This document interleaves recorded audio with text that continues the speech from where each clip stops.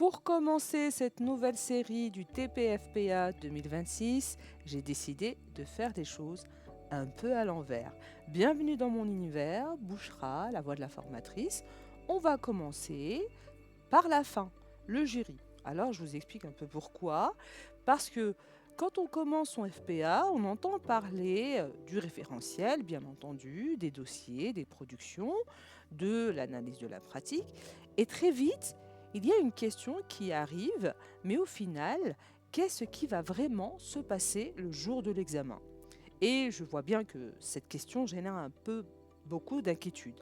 Alors, je préfère qu'on commence par là. Donc, dans cette vidéo, je vais te montrer comment se déroule ton jury, étape par étape, ce que tu vas devoir présenter et surtout ce que le jury cherche à comprendre à travers tes réponses. Et tu vas voir qu'une fois qu'on connaît la destination, tout ce qu'on construit pendant le FPA devient beaucoup plus logique. Alors on commence par le début de l'épreuve, l'analyse de la pratique. La première étape. Déjà, il y a quelque chose d'important à comprendre. Analyser sa pratique, ce n'est pas simplement raconter ce qu'on fait. Le jury, lui, va vouloir voir si tu es capable de prendre du recul sur une situation professionnelle. En gros, qu'est-ce qui s'est passé? Comment tu as réagi? Pourquoi tu as fait ce choix? Qu'est-ce que tu en as appris et éventuellement, qu'est-ce que tu ferais différemment aujourd'hui? Donc c'est vraiment cette posture réflexive qui est importante. Et c'est pour ça que je vous répète souvent de garder des traces pendant votre formation. Parce que plusieurs mois après une situation, eh bien, on oublie un peu les détails. Alors que si tu prends quelques notes au fur et à mesure, ton analyse devient beaucoup plus facile à construire. D'accord? Ensuite, tu vas avoir l'entretien technique. Et là, on va notamment venir chercher des compétences autour de l'accompagnement de l'apprenant sur deux compétences. Accueillir et co-construire l'accueil de l'apprenant et tutorer l'apprenant à distance.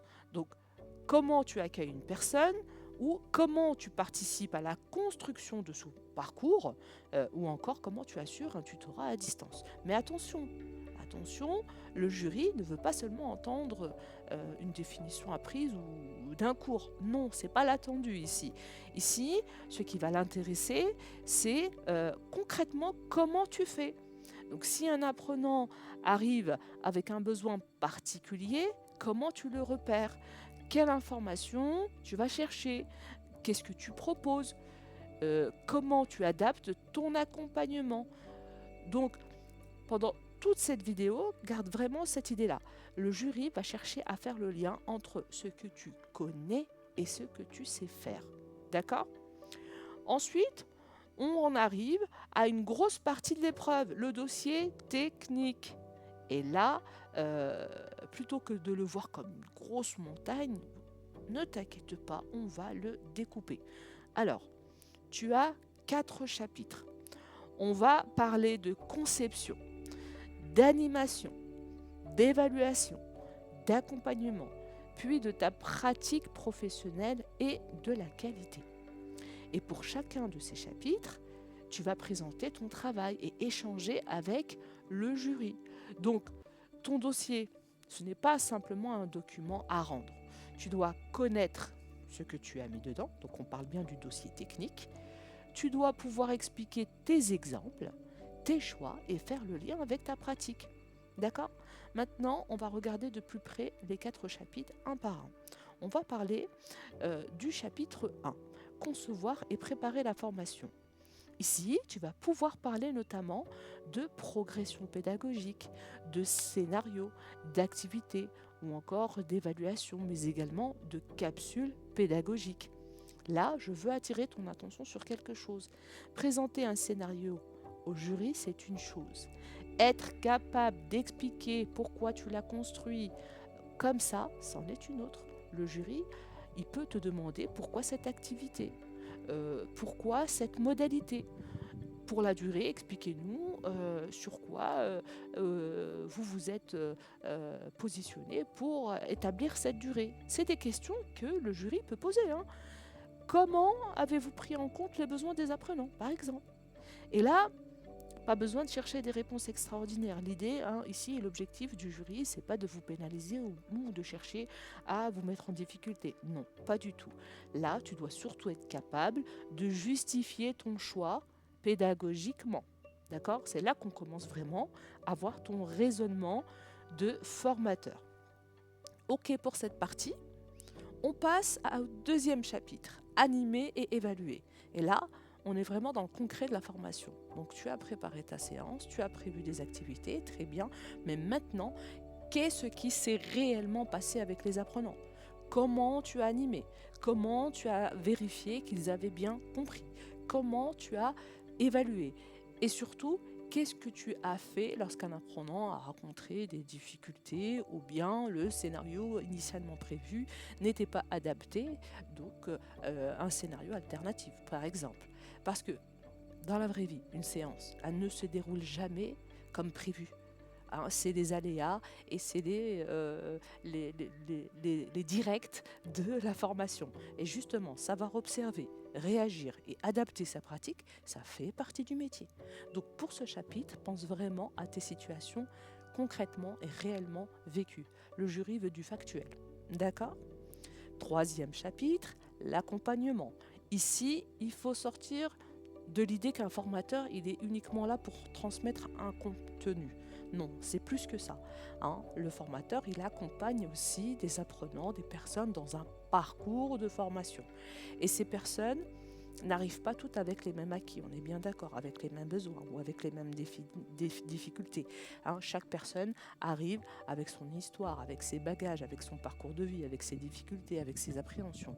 Ici, le jury va donc chercher à comprendre comment tu accompagnes l'apprenant, comment tu prends en compte sa situation et comment tu peux individualiser ton accompagnement.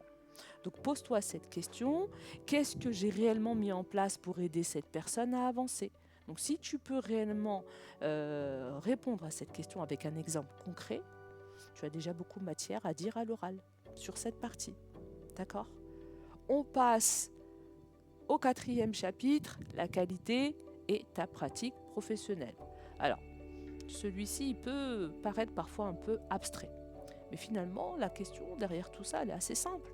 Comment est-ce que je continue à exercer mon métier de manière professionnelle et faire évoluer ma pratique? Et comment j'inscris en fait la veille réglementaire dans ma pratique?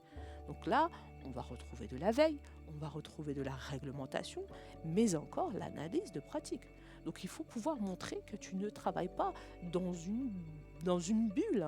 Tu cherches de l'information, tu actualises tes connaissances, tu prends en compte ton environnement professionnel et surtout, tu es capable de regarder ta propre pratique et de la faire évoluer. D'accord?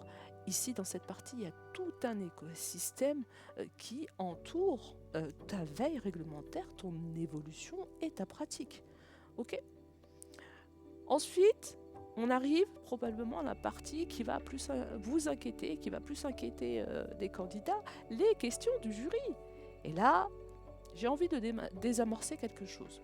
Donc si le jury te pose une question, ça ne veut pas dire forcément que ta présentation était mauvaise. Non, s'il pose des questions, c'est qu'il cherche des réponses. On est d'accord. Une question, elle peut juste servir à approfondir, à aller plus loin sur ce que tu viens de dire. Et finalement, beaucoup de questions vont tourner autour de quelques idées. Pourquoi, encore une fois, tu as fait ça? On veut des arguments pédagogiques, justifier ses choix. Qu'est-ce que tu as pu observer? Comment tu t'es adapté? Qu'est-ce que tu aurais pu faire autrement? Donc surtout, n'essaie pas d'apprendre des réponses toutes faites. Il faut vraiment être spontané et répondre aux questions de façon spontanée. Parce que ici, le jury, il change légèrement la question. Alors, bon, il y a un petit risque d'être déstabilisé, mais ce qu'il faut travailler, c'est cette capacité à expliquer simplement la pratique. Voilà, faut pas s'inquiéter.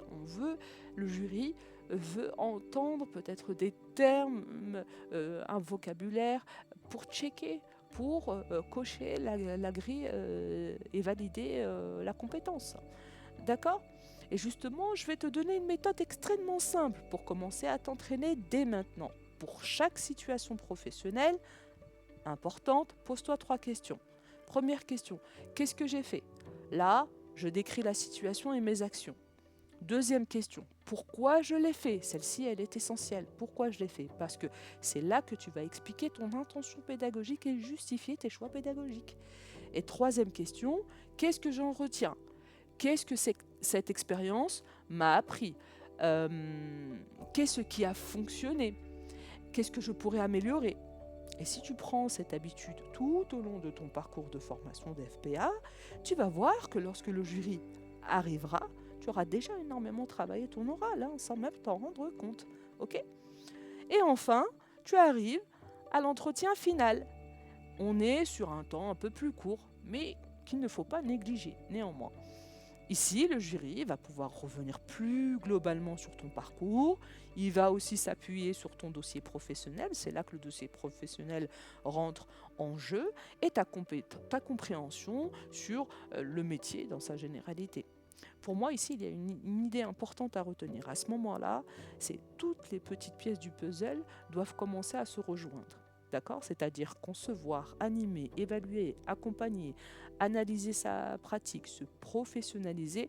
Le jury doit pouvoir percevoir que derrière les différents travaux que tu as pu réaliser, tu commences à avoir une vision un peu plus globale du métier de formateur professionnel d'adulte. Ok? Et là encore, sois capable de parler de ton parcours et de tes expériences. Pas de récit, pas de cours. Voilà, maintenant, nous avons commencé par la fin. Donc j'espère que tu comprends mieux où tout ton parcours FPA doit t'emmener, doit t'amener. Et maintenant, j'ai envie de construire les prochaines vidéos à partir de vos vraies difficultés. Alors, dites-moi en commentaire quelle partie vous voulez que je décortique dans les prochaines vidéos. Que ce soit les APP, que ce soit le chapitre 1, le chapitre 2, le 3, le 4, ou l'analyse de la pratique, ou bien la capsule pédagogique. Tu peux simplement mettre soit un numéro ou analyse de la pratique en commentaire, d'accord? Et si tu veux déjà avancer de ton côté, tu peux retrouver sur mon site le kit FPA que j'ai conçu pour t'aider à t'organiser et avancer avec des méthodes, des fiches pratiques, des exemples concrets et des outils. Et dans les prochaines vidéos, on prendra une seule de ces parties et cette fois, on ira vraiment dans le détail. C'était Bouchra, ta bonne nouvelle. À très vite.